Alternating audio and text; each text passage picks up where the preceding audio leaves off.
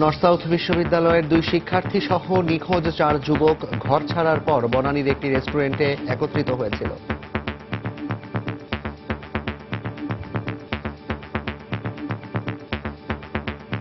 গত কয়েকদিনেও কোনো হদিস করতে পারেনি পুলিশ। যে 4 জন তরুণ রয়েছেন যারা কিনা বনানী মার্কেট থেকে নিখোঁজ হয়েছিলেন, ওই জিডির সূত্র ধরেই আমাদের থানা পুলিশ তদন্ত শুরু করেছে। দেখছিলেন সময়ের প্রধান শিরোনাম। রাত 11টার সময় সঙ্গে আছি আমি জাফর সাদিক এবং আমি সজল মিত্র রিচার্ড। এবার অন্যান্য শীর্ষ সংবাদ। ইসি পুনর্গঠনে বেগম জিয়ার 13 দফা লিখিত প্রস্তাব রাষ্ট্রপতির কার্যালয়ে। যারা একসময় ভুয়া ভোটার তালিকা করেছিল তাদের মুখে ফর্মুলা বেমানান মন্তব্য হানিফের। প্রচারণায় জমজমাট নারায়ণগঞ্জ সিটি নির্বাচন। তরুণ ভোটারদের বিবেচনায় প্রার্থীর অতীত কর্মকাণ্ড। 1.5 লাখ নতুন ভোটারের মন জয়ে ব্যস্ত প্রার্থীরাও। প্রধানমন্ত্রীর বিশেষ সহকারী মাহবুবুল হক শাকিলের গুলশানের একটি রেস্তোরাঁয় রহস্যজনক মৃত্যু, 5 কর্মচারী আটক। তদন্ত করছে সিআইডি, জানালেন স্বরাষ্ট্রমন্ত্রী। রূপপুর পরমাণু বিদ্যুৎ কেন্দ্র নির্মাণে চূড়ান্ত অনুমোদন দিয়েছে একনেক। বাংলাদেশের ইতিহাসে রেকর্ড 1,13,000 কোটি টাকা ব্যয়ের প্রকল্প এটি। এবং ঊর্ধ্বতন কর্তাদের খামখেয়ালি নির্দেশে রাজধানীতে চলছে ট্রাফিক পুলিশের টার্গেট মামলা। অস্বীকার কর্তৃপক্ষের, নগরবাসীর দুর্ভোগ চরমে।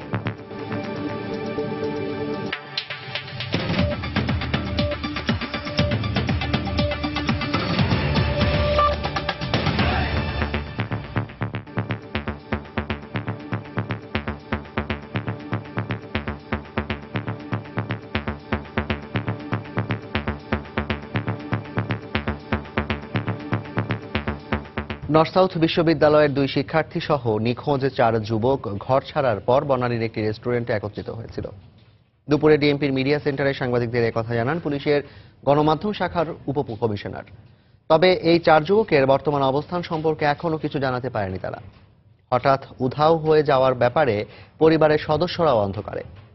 এদিকে নিখোঁজ 4 যুবকের সবশেষ অবস্থানের ফুটেজ সংগ্রহ করেছে সময় সংবাদ। খান মোহাম্মদ রুমেলের রিপোর্ট। 1 ডিসেম্বর সন্ধ্যায় বাসা থেকে বের হয় 4 যুবক সাফায়েত, পাভেল, সুজন ও মেহেদি। নিখোঁজের পর 2রা ও 3রা ডিসেম্বর বনানী থানায় আলাদা 2টি সাধারণ ডায়েরি করেন তাদের স্বজনরা। আইনশৃঙ্খলা বাহিনীর সূত্রে জানা গেছে, ঘর ছাড়ার পর তারা একত্রিত হয়েছিল বনানীর একটি রেস্টুরেন্টে।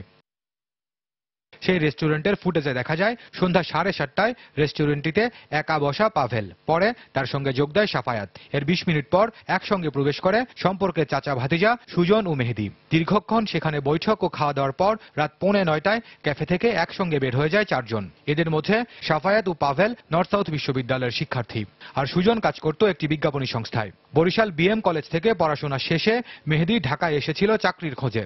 তবে তাদের হঠাৎ নিখোঁজ হয়ে যাওয়া কিংবা কাদের সঙ্গে তারা মেলামেশা করত, এসব ব্যাপারে কিছুই বলতে পারছেন না স্বজনরা। না, ওর ভিতরে কোনো পরিবর্তন আমরা পাইনি। যে অবস্থাটা হয়েছে, সুজন যদি কোনো রকম আমার এরকম একটু দেখতে পায়, অন্তত পক্ষে ওর বাপ মা, ওর ভাই বোনের কথা ভাইবা ও যাতে আমাদের সাথে যোগাযোগ করে, এটাই ওর কাছে আমার সবচেয়ে বড় মেসেজ। না, হঠাৎ করে তার এরকমের কোনো পরিবর্তন আসে নাই।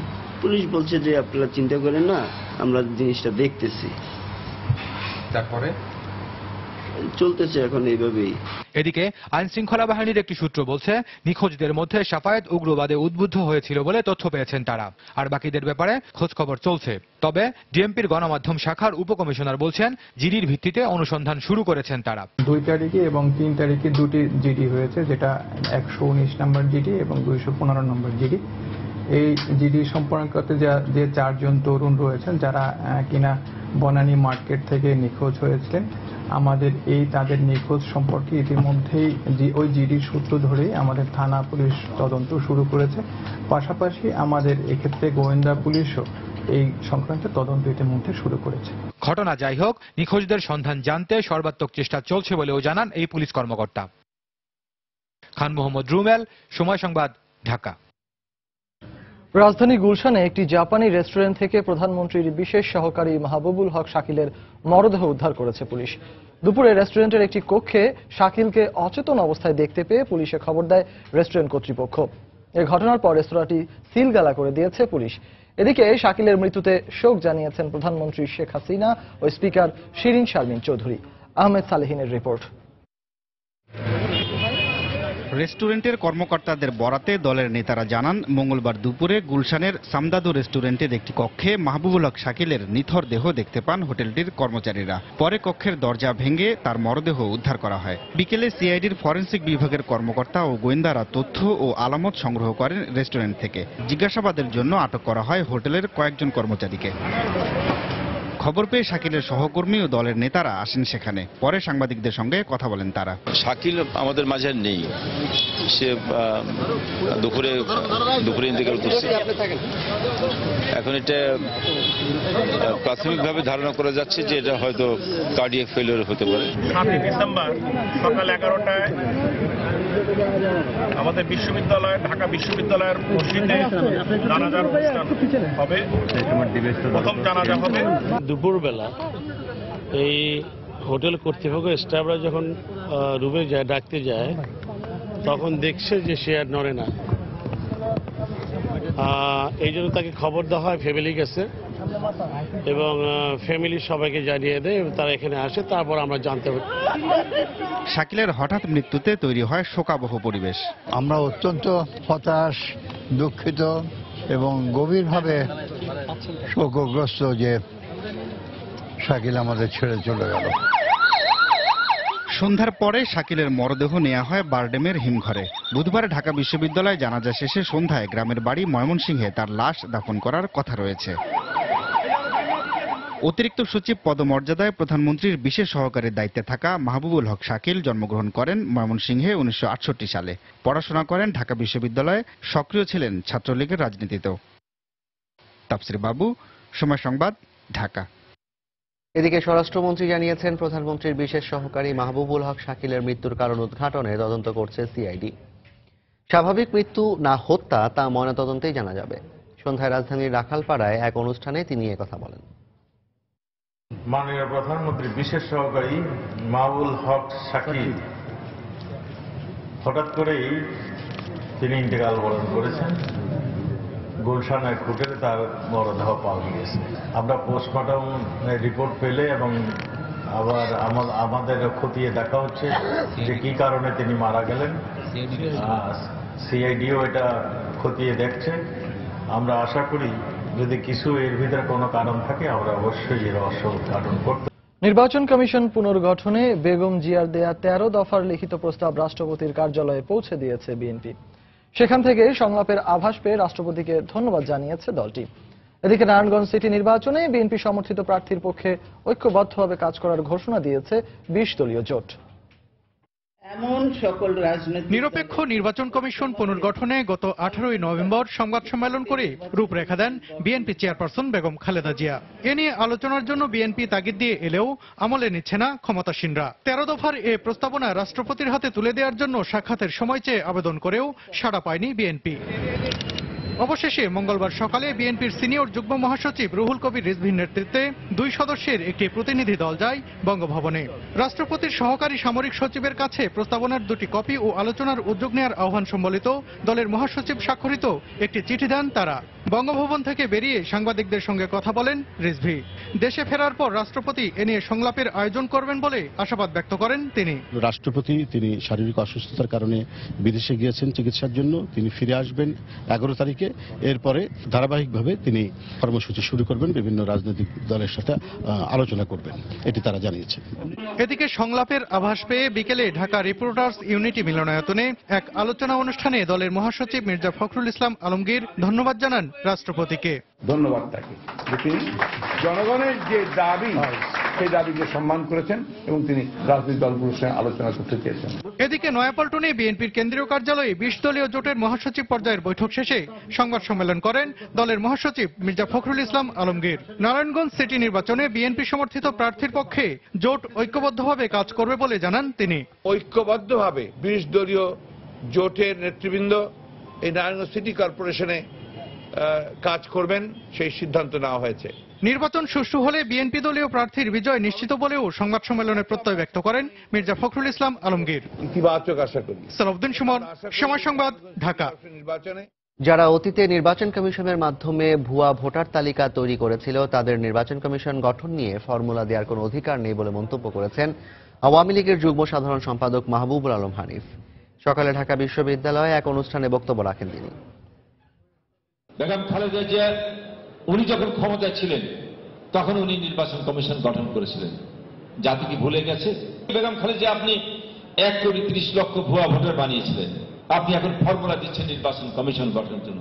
বাংলাদেশের জনগণ ওই ধরনের আজিজ মার্কা নির্বাচন কমিশন আর কখনো দেখতে চায় না, বাংলাদেশে আর কখনো হবেও না। অপেক্ষা করুন, মহামান্য রাষ্ট্রপতি কি পদক্ষেপ নেয় দেখুন।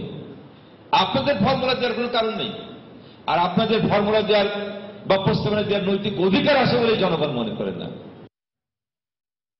উৎসাহ উদ্দীপনায় দ্বিতীয় দিনের মতো চলছে নারায়ণগঞ্জ সিটি কর্পোরেশন নির্বাচনের প্রচারণা। সকাল থেকেই গণসংযোগে ব্যস্ত প্রার্থীরা। অসম্পূর্ণ কাজ সমাপ্ত করতে আবারও নির্বাচিত করার অনুরোধ ছিল পুরনো প্রার্থীদের কণ্ঠে, আর নতুন প্রার্থীদের মুখে পরিবর্তনের প্রতিশ্রুতি। নারায়ণগঞ্জ সিটি কর্পোরেশনকে সন্ত্রাস মুক্ত করার প্রতিশ্রুতি থাকছে সবার আগে। পাশাপাশি মনোরম সিটি কর্পোরেশনে রূপান্তরিত করার প্রতিশ্রুতিও দিচ্ছেন প্রায় সব প্রার্থী।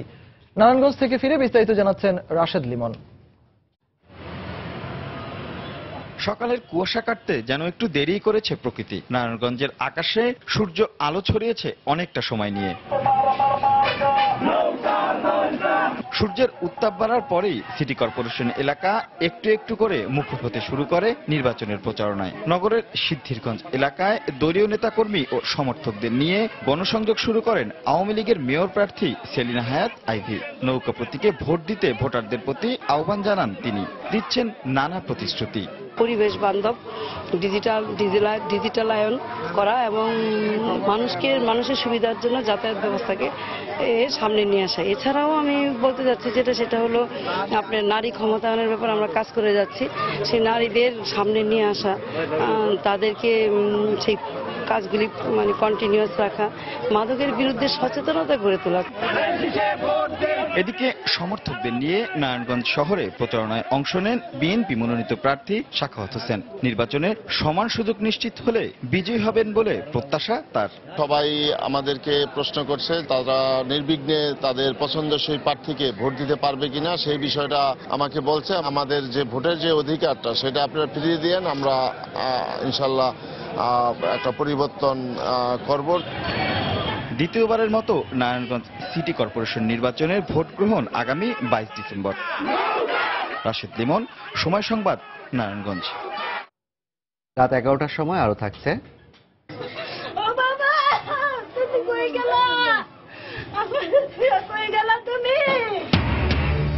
রাজধানীর লালবাগে দুর্বৃত্তদের ছুরিকাঘাতে নিহত কিশোর রাব্বির হত্যাকারীদের অবিলম্বে গ্রেফতার ও দৃষ্টান্তমূলক শাস্তির দাবিতে বিক্ষোভ।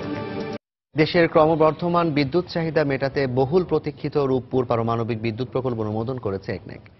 সকালে রাজধানীর শের-ই-বাংলা নগরের এনইসি সম্মেলন কক্ষে প্রধানমন্ত্রী শেখ হাসিনার সভাপতিত্বে অনুষ্ঠিত সভায় 1,13,092 কোটি টাকা ব্যয়ে দেশের ইতিহাসে সর্ববৃহৎ এ প্রকল্পের অনুমোদন দেওয়া হয়। স্বপ্নের বীজ বোনা হয় গত শতকের 60-এর দশকে তৎকালীন পূর্ব পাকিস্তানে। 71 পরবর্তী বাংলাদেশে বঙ্গবন্ধু সরকারের আর্থিক দুর্বলতার কারণে বৃহৎ রূপপুর পারমাণবিক প্রকল্প আর অগ্রসর হয়নি। দেশের বিশাল বিদ্যুৎ চাহিদা মেটাতে 5 দশক পর বঙ্গবন্ধু কন্যা শেখ হাসিনা সেই প্রকল্প বাস্তবায়নের উদ্যোগ নেন। রাশিয়ার সহযোগিতায় 5,087 কোটি টাকা ব্যয়ে 2013 সালের অক্টোবরে পাবনায় রূপপুর পারমাণবিক কেন্দ্রের প্রাথমিক কাজের উদ্বোধন করেন প্রধানমন্ত্রী। 2030 সালের মধ্যে দেশে মোট 40,000 মেগাওয়াট বিদ্যুৎ উৎপাদনের লক্ষ্যমাত্রা সামনে রেখে মঙ্গলবার অবশেষে একনিক সভায় অনুমোদন দেয়া হলো এই প্রকল্প। এত বৃহৎ অঙ্কের টাকা দেশের ইতিহাসে সবচেয়ে ব্যয়বহুল এই প্রকল্প বাস্তবায়নে রাশিয়া 4% সুদে 91,040 কোটি টাকা ঋণ দেবে, যা 10 বছরের রেয়াতকাল সহ 20 বছরে পরিশোধ করতে হবে। 2,400 মেগাওয়াট উৎপাদন ক্ষমতার এই প্রকল্প বাস্তবায়নের সময় ধরা হয়েছে 2025 সাল। রূপপুর পারমাণবিক বিদ্যুৎ কেন্দ্র, এই প্রকল্পে আমাদের ব্যয়ের পরিমাণ, প্রাকৃতিক ব্যয়ের পরিমাণ 1,13,092 কোটি টাকা। বাংলাদেশের ইতিহাসে সর্ববৃহৎ প্রকল্প। আমি মনে করি যে আমাদের একটা ড্রিম প্ল্যান্ট, কারণ এটার লাইফ টাইম অনেক বেশি, প্রায় 60 বছর এটা ব্যবহার করা যাবে নিরবিচ্ছিন্নভাবে। আর এটা কোনো বেসিক ইনপুট কস্ট আর কিছু নাই। আমি আগেই বলছি 1,000 কোটি টাকা বছরে। এতে করে দেখা যাবে যে এটা রেট অফ রিটার্ন অনেক বেশি। 20,000 কোটি টাকা ব্যয়ে ডিপিডিসির আওতাধীন এলাকায় বিদ্যুৎ বিতরণ ব্যবস্থা সম্প্রসারণ ও শক্তিশালীকরণ প্রকল্প এবং 9,700 কোটি টাকা ব্যয়ে যমুনা রেলওয়ে সেতু নির্মাণ প্রকল্প একনেক সভায় অনুমোদিত হয়। প্রকল্প অনুমোদন দিয়েছে। সাজিদ রাজু, সময় সংবাদ, ঢাকা। ফেনীর সংসদ সদস্য নিজাম হাজারীর সংসদ সদস্য পদের বৈধতার প্রশ্নে বিভক্ত রায় দিয়েছেন হাইকোর্ট। সিনিয়র বিচারপতি এমদাদুল হক নিজাম হাজারীর সংসদ সদস্য পদ অবৈধ ঘোষণা করলেও দ্বিমত পোষণ করে রায় দেন জুনিয়র বিচারপতি FRM নাজমুল আহসান। 2000 সালে অস্ত্র আইনের এক মামলায় নিজাম হাজারীর 10 বছর কারাদণ্ড হয়, কিন্তু 2 বছর 10 মাস কম সাজা খেটেই 2005 সালের 1 ডিসেম্বর বেরিয়ে যান তিনি। এরপর 2014 সালের 5 জানুয়ারির নির্বাচনে নিজাম হাজারী সংসদ সদস্য নির্বাচিত হন। ফৌজদারি অপরাধে কমপক্ষে 2 বছর সাজা খাটলে 5 বছর আগে কেউ সংসদ সদস্য হতে পারবেন না এমন সাংবিধানিক বিধানের কথা বলে তার সংসদ সদস্য পদের বৈধতা চ্যালেঞ্জ করে রিট আবেদন করেন ফেনী জেলা যুবলীগের সাবেক সাধারণ সম্পাদক। সেই রিটের ধারাবাহিকতায় নিজাম হাজারীর সংসদ সদস্য পদ নিয়ে বিভক্ত রায় দিলেন হাইকোর্ট।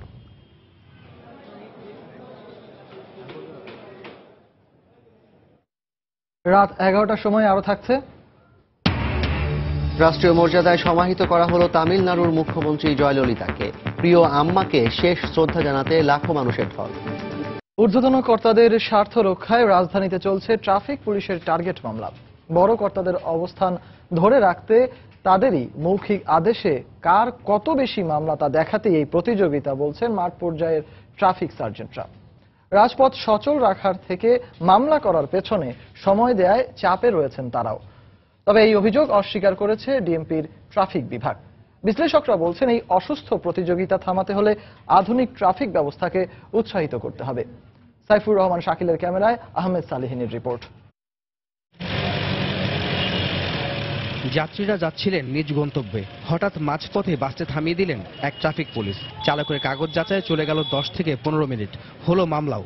বাসটির যাত্রীরা অসহায় দৃষ্টিতে দেখছিলেন এমন দৃশ্য। রাস্তায় গাড়ি নামানোর আগে তো এগুলা কাজ করা যায়, এখন তো গাড়ি চলতেছে, এই চলন্ত অবস্থায় তো করা ঠিক না, আমাদের সমস্যা হয়।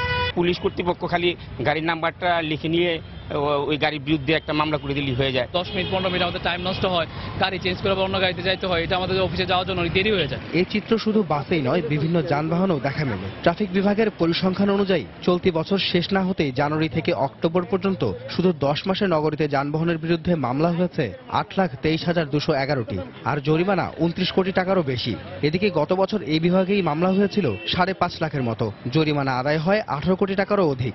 এদিকে বছরের 2 মাস বাকি থাকতেই গত বছরের তুলনায় মামলার সংখ্যা বেড়েছে 31%। প্রতিদিন নগরীতে গড়ে মামলা হচ্ছে 3000-এরও বেশি। অনুসন্ধানে মূল রহস্য বেরিয়ে আসে খোদ এক ট্রাফিক সার্জেন্টের মুখে।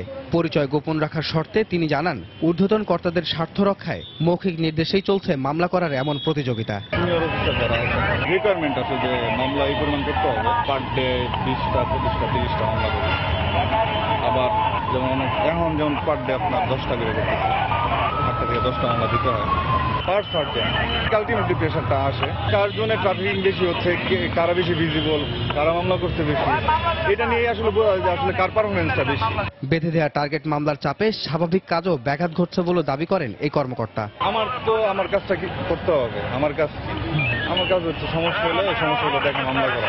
তবে ট্রাফিক বিভাগের কাছে এমন অভিযোগের কোনো তথ্য নেই বলে জানান ডিএমপির ট্রাফিক কর্মকর্তা। আমাদের ফিল্ডে এতগুলো মামলা, এই পরিমাণের মামলা দিতে হবে, এ ধরনের কোনো অসুস্থ প্রতিযোগিতা নাই। চাপ কেউ যদি দিয়ে থাকে আমার মনে হয় দেওয়ার কথা না। আমরা অবশ্যই এটা অনুসন্ধান করে দেখব এবং দেখে আমরা এই ধরনের কেউ করবে না এটা আমরা নিশ্চিত করব।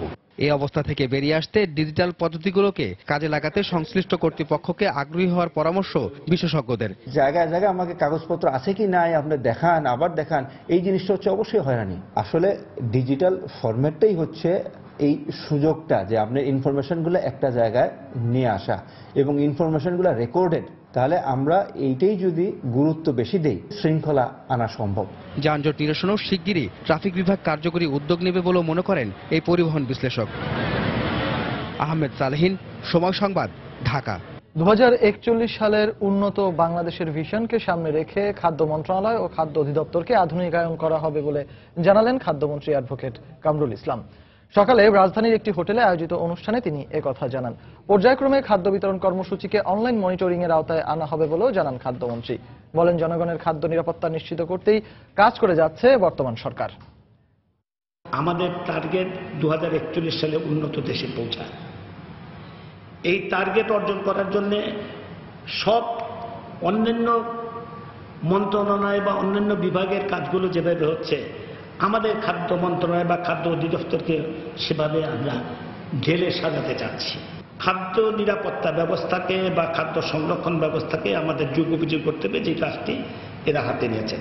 বিদ্যমান খাদ্য গুদামগুলো এবং সাইলোগুলো পরিদর্শন করে তাকে আরো মানসম্মতভাবে কিভাবে সংরক্ষণ করা যায় সে বিষয়ে সুপারিশ প্রণয়ন করা, খাদ্য ব্যবস্থাপনা পদ্ধতিকে ডাটাবেজের প্রযুক্তি ভিত্তিক পদক্ষেপ গ্রহণ করে কৌশল প্রণয়ন করা, সে বিষয়ে সুপারিশ করা। আসলে আমরা খাদ্য বিতরণ পদ্ধতিকে আমরা অনলাইন মনিটর। অপহরণের পর নাটোরের 3 যুবলীগ নেতাকর্মীর হত্যাকারীদের দ্রুত গ্রেফতারের দাবি জানিয়েছে নাটোর যুবলীগ। দাবি মানা না হলে আরো কঠোর কর্মসূচির হুঁশিয়ারিও দেন তারা। এদিকে র‍্যাব পরিচয় তাদের তুলে নিয়ে যাওয়া হয়েছে বলে স্বজনরা বারবার অভিযোগ করলেও তা অস্বীকার করেছে র‍্যাব।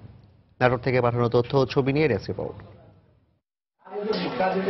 প্রিয়জনকে হারানোর শোক কাটিয়ে উঠতে পারেননি স্বজনরা। এর মধ্যেই সুষ্ঠু বিচারের দাবি জানানোর পাশাপাশি বারবারই অভিযোগ করছেন, নাটোরে নিহত যুবলীগ 3 নেতাকর্মীকে গত 3রা ডিসেম্বর উঠিয়ে নিয়ে যাওয়া হয়েছিল র‍্যাব পরিচয়ে। র‍্যাবের গাড়ি এসে একটা সাদা গাড়ি একটা কালো গাড়ি এসে আমার শালেকে গাড়ি তুলে, তখন হলে আব্দুল্লাহ প্রশ্ন করেছে যে তোমরা যে র‍্যাব কি, তখন বলছে হ্যাঁ আমরা র‍্যাব। তখন গাড়ি থেকে খুলে এই কার্ড দেখাচ্ছে। তবে অভিযোগ ভিত্তিহীন বলে জানিয়েছেন র‍্যাব 5-এর অধিনায়ক। একটা মাইক্রোবাসে কিছু বেসামরিক লোক এসে তাদেরকে যখন ওই এলাকা থেকে চা খাওয়া শেষ করে চলে যাচ্ছিল, তাদেরকে নিয়ে চলে যায়। আমরা এটার ব্যাপারে তদন্ত করছি। পরিবারের যে অভিযোগ র‍্যাব তুলে নিয়ে গেছে, এটার ব্যাপারে আমাদের কাছে কোনো তথ্য নেই। এদিকে মঙ্গলবার সকালে নাটোরের কানাইখালী মাঠে নিহত যুবলীগ নেতা সহ 3 জনের জানাজা সম্পন্ন হয়। পরে আয়োজিত এক সমাবেশে হত্যার সঙ্গে জড়িতদের গ্রেফতারে 72 ঘন্টার আলটিমেটাম দেয় নাটোর যুবলীগের নেতাকর্মীরা। দাবি মানা না হলে উত্তরাঞ্চল অচল করে দেওয়া হবে বলে হুঁশিয়ারি দেন তারা। জড়িতদের বিচার হবে বলে আশ্বাস দেন স্থানীয় সংসদ সদস্য। আমাদের দলের ভিতরে হোক, দলের বাইরের ভিতরে হোক, বা যে কোনো গোয়েন্দা সংস্থা হোক, যেই হোক, এর বিচার তার হবেই হবে। 72 ঘন্টার মতো সন্তোষজনক জবাব না পেলে নাটোর সহ গোটা উত্তরবঙ্গে আমরা আন্দোলন প্রতিবাদ মুখর করে তুলব। ঘটনার সঙ্গে জড়িতদের ধরতে তদন্ত চলছে বলে জানিয়েছে পুলিশ। আমরা তদন্ত করে দেখছি কারা এই ঘটনার সাথে জড়িত। অবশ্যই যারা জড়িত তাদের বিরুদ্ধে আইনগত ব্যবস্থা গ্রহণ করা হবে। সোমবার দিনাজপুরের ঘোড়াঘাট থেকে নাটোরের সাব্বির, আব্দুল্লাহ ও সোহেল নামে যুবলীগের 3 নেতাকর্মীর গুলিবিদ্ধ লাশ উদ্ধার করা হয়। সময় সংবাদ, নাটোর। দেশের বাইরের খবর। রাষ্ট্রীয় মর্যাদায় অনুষ্ঠিত হলো তামিলনাড়ুর প্রয়াত মুখ্যমন্ত্রী জয়ললিতার অন্ত্যেষ্টিক্রিয়া। প্রিয় আম্মার শবযাত্রায় যোগ দেন লাখ লাখ মানুষ। তাকে শেষ শ্রদ্ধা জানিয়েছেন প্রধানমন্ত্রী নরেন্দ্র মোদী ও কংগ্রেস সহসভাপতি রাহুল গান্ধী।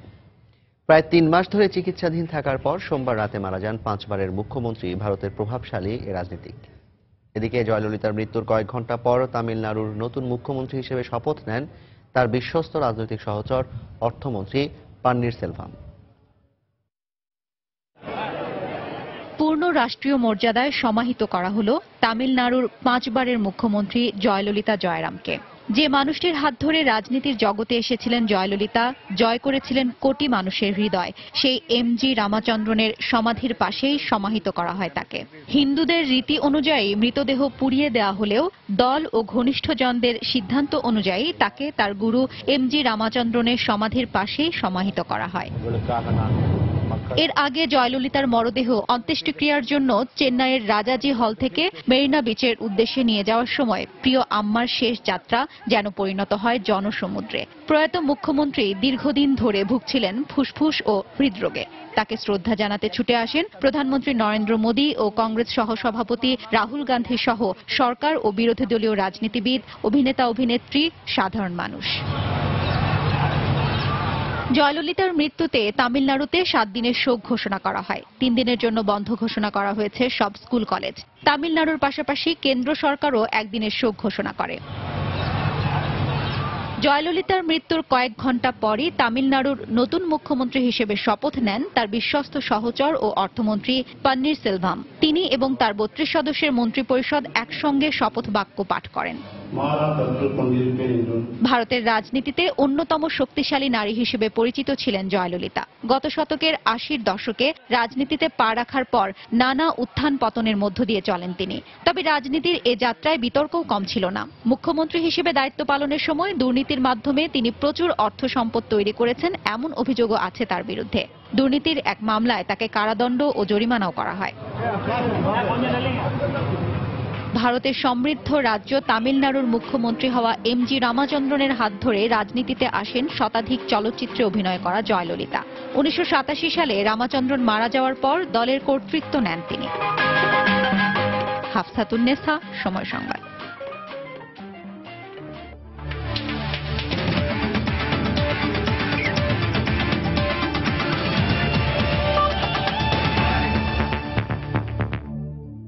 বাংলাদেশ প্রিমিয়ার লিগ ক্রিকেটের খবর। দাপুটে জয়ে ফাইনালের মঞ্চে পা রাখল ঢাকা ডায়নামাইটস। আন্দ্রে রাসেলের অলরাউন্ড নৈপুণ্যে প্রথম কোয়ালিফায়ারে খুলনা টাইটান্সকে ৫৪ রানে হারিয়েছে সাকিবের দল। ঢাকার ৮ উইকেটে ১৪০ রানের জবাবে খুলনার ইনিংস থামে ৮৬ রানে। ম্যাচ সেরা হয়েছেন আন্দ্রে রাসেল। দ্বিতীয় কোয়ালিফায়ারে কাল রাজশাহী কিংসের মুখোমুখি হবে খুলনা টাইটান্স। জিতলেই নিশ্চিত হবে ফাইনাল, এমন সমীকরণে মাঠে নেমে জুনায়েদ খানের দুর্দান্ত বোলিংয়ে বিধ্বস্ত হয় ঢাকার টপ অর্ডার। নাসির সাকিবের ব্যাটে ঢাকা ঘুরে দাঁড়ানোর স্বপ্ন দেখল ব্যাক টু ব্যাক ওভারে এই দুজনকে ফেরান Caribbean part time bowler Andre Fletcher. ৮৯ রানেই ৬ উইকেট হারানো ঢাকাকে খাদের কিনারা থেকে টেনে তোলেন ব্রাভো ও রাসেল। ৩২ বলে তারা গড়েন ৪৯ রানের জুটি। রাসেলের দলীয় সর্বোচ্চ ৪৬ রানে খুলনাকে ১৪১ রানে টার্গেট ছুড়ে দেয় ঢাকা। জবাবে ওপেনিংয়ে ভালো সূচনা করলেও ফ্লেচারকে ২৮ রানে ফেরান সাকিব। এরপর রাসেল ব্রাভোর দারুণ বোলিংয়ের সামনে অসহায় আত্মসমর্পণ করে খুলনার ব্যাটসম্যানরা। ফ্লেচার ও আরিফুল ছাড়া কোনো ব্যাটসম্যানই স্পর্শ করতে পারেননি ২ অঙ্কের কোটা। শেষ পর্যন্ত ৮৬ রানে অল আউট হয় খুলনা টাইটান্স।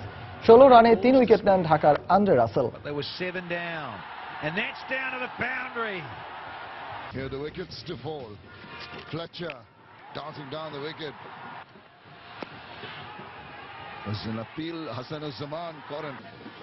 এদিকে ড্যারেন সামি ও উইলিয়ামস জাদুতে এলিমিনেটর ম্যাচে ৩ উইকেটের দারুণ জয় পেয়েছে রাজশাহী কিংস। এ হারে আসর থেকে বিদায় নিল চিটাগং ভাইকিংস। রাত ১১টার সময় এ পর্যায়ে শীর্ষ সংবাদগুলো জানিয়ে দিচ্ছি আরো একবার। নর্থ সাউথ বিশ্ববিদ্যালয়ের 2 শিক্ষার্থী সহ নিখোঁজ 4 যুবক ঘর ছাড়ার পর বনানীর একটি রেস্টুরেন্টে একত্রিত হয়েছিল। গত কয়েকদিনেও কোনো হদিস করতে পারেনি পুলিশ। প্রধানমন্ত্রীর বিশেষ সহকারী মাহবুবুল হক শাকিলের গুলশানের একটি রেস্তোরাঁয় রহস্যজনক মৃত্যু, 5 কর্মচারী আটক। তদন্ত করছে সিআইডি, জানালেন স্বরাষ্ট্রমন্ত্রী। ইসি পুনর্গঠনে বেগম জিয়ার 13 দফা লিখিত প্রস্তাব রাষ্ট্রপতি কার্যালয়ে। যারা একসময় ভুয়া ভোটার তালিকা তৈরি করেছিল তাদের মুখে ফর্মুলা বেমানান, মন্তব্য হানিফের।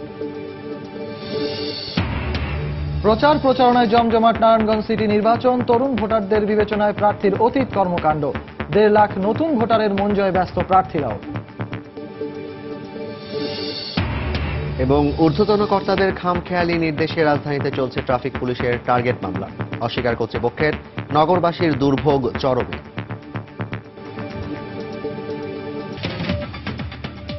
দর্শক, এই ছিল রাত 11টার সময়ে। যে কোনো খবর পেতে ভিজিট করুন সময়নিউজ.tv।